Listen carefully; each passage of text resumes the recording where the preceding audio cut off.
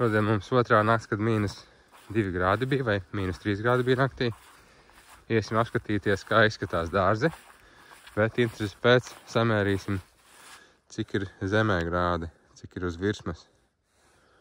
Lūk, -7,2. Tā ka, ja jums ir pa nakti kaut kādi -2 grādi vai -3, tad reāli uz zemes ir daudz augstāks. Tā kā -7.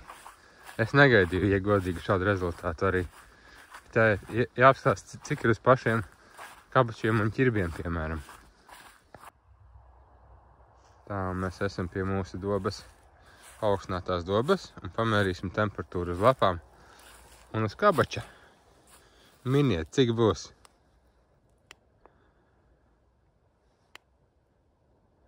-8 uz lapas. Un cik uz cukīnī? -7,8. Tā es pārslēgšu režīmus, lai pārliecinātos, ka tiešām tas ir pareizais. Tā, šitais rāda -10. Šitais rāda -14. Bet šis ir īstais režīms, es zinu. Un tas ir certificēts mērījuma instruments.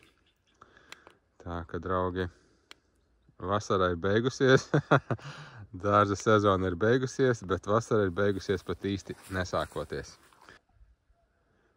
Tā, un tad pārgriezām šo uz pusēm un pastīsimies, cik viņam iekšā ir grādi. Lai saprastu, kas tur notiek. Jā, -5. -5 grādi. Un te var redzēt, ka te jau reko apsalus ir maliņa.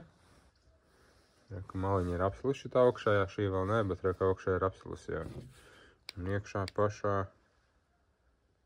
arī -5 grādi ir iekšā. Tā ka laikam cukīnī raža ir beigusies. Labi, ka mēs jau kādu pusi novācām iepriekš, bet no šī otra puse, acīm redzot, ir čau. Tā ka tagad mēs zināsim, ka tik līdz ārā ir sauna un kaut kādi -2 grādi, tad īstenībā uz zemes ir daudz augstāks. Šodien iemācījāmies kaut ko jaunu, vai ne? Labi, čau visiem!